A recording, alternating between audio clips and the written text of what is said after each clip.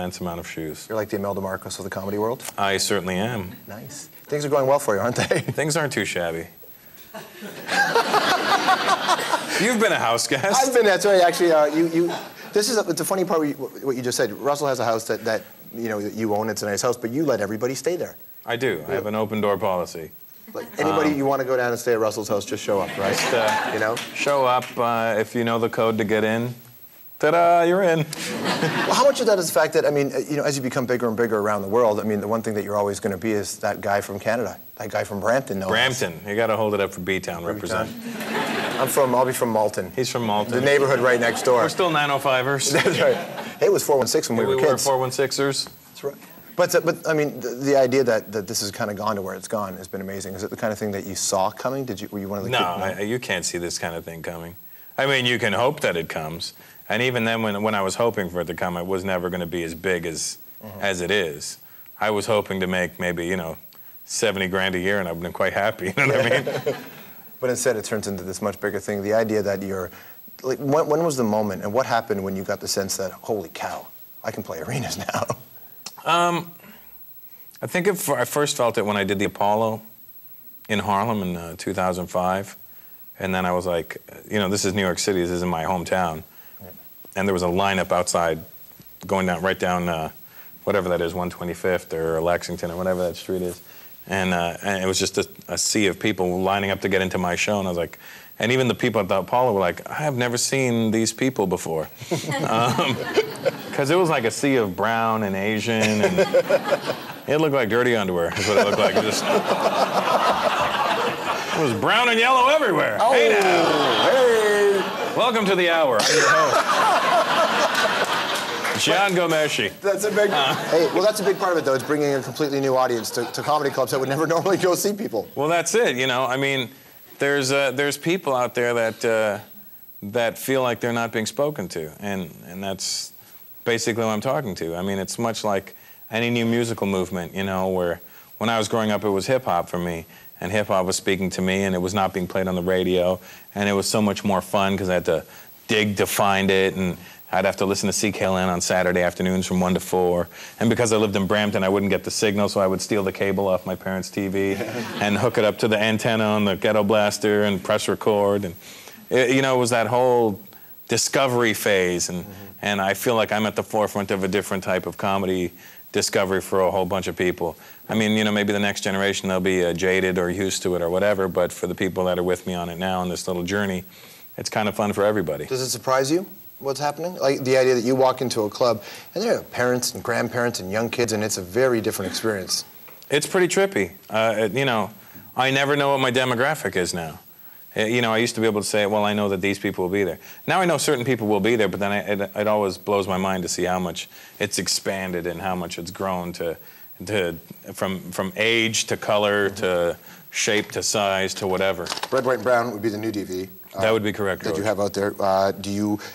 Now that you've had this nice run, and you've played all around the world and such, and you have to release a new DVD, is there pressure on you to sit there and go, all right, let's try again? Well, yeah, that's the thing. And once I release a DVD, I can't do that material anymore live. It's not like a musician where you make an album and then you got these hit songs, and then you can go out and perform the songs again. People want to sing along with you.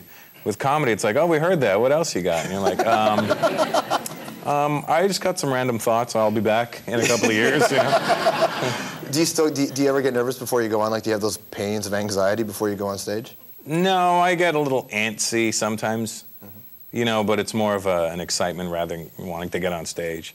I love being on stage. It's next year's my 20th anniversary of doing stand-up, so I still love doing it. That's a beautiful thing for me. Well, the thing you were before you were a stand-up comic was essentially you were a turntablist in your own house. You were a DJ. And next year is also the 30th anniversary of the release of one of the first big hip-hop songs of all time, Rapper's Delight. That's true, right? What do you think? You're a massive hip-hop head, more than anybody I know. I am a pretty big hip-hop head.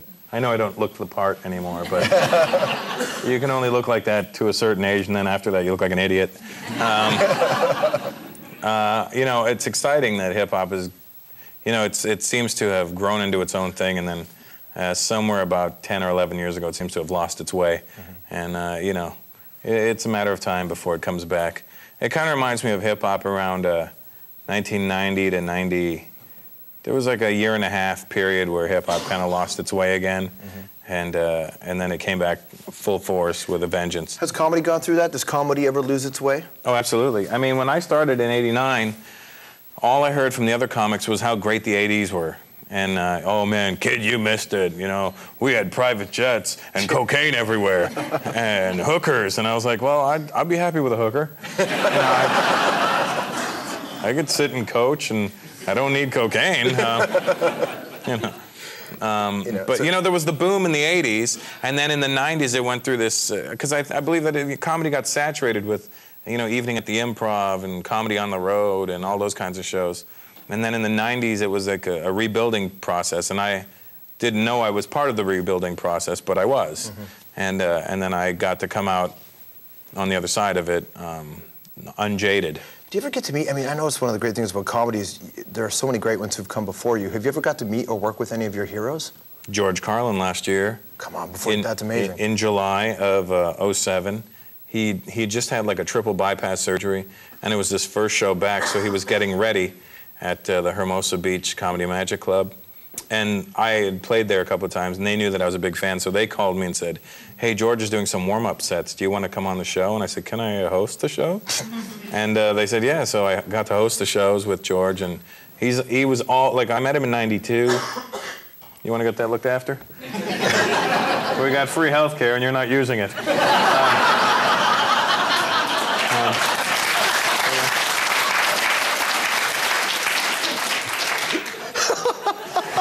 You were saying? Sorry, I have ADD. That's why you live in LA right now, right? You've done that to all the Toronto crowds. Like, I'm going down to California. And so you worked with Carlin, and so... I got to work with him, and I got to meet him again and talk to him and tell him the story of when I met him in '92, and he's such a gracious man, and he was so nice, and I actually got a little emotional introducing him, you know, because to me, he was such a big influence on me. And then when he died this year, I cried like a little girl. But, you know, I was in Washington, D.C., and I got the call, and somebody said, George Carlin died, and I was like, no, he didn't. You know, I hate when, like, people that you love die. Well, obviously, you know, like, nobody goes, oh, my God, I love it when they die. Nobody like that. But, like, even like when Barry White died a couple of years ago, I was on an amnesia boat cruise. It's this party that Scratch does every year anyway. It's like an old school party, and I didn't know that Barry White had died that night, and I was a little... I may have had a beverage or two, and starting from scratch goes, this goes out to Barry White, rest in peace, brother. And I was a little drunk and belligerent, and I started yelling at him, he's not dead! He's not dead! And everyone's looking at me like I'm mental. I'm like, he's not dead! All right, stick around. He's going to have a moment, compose himself. When we return,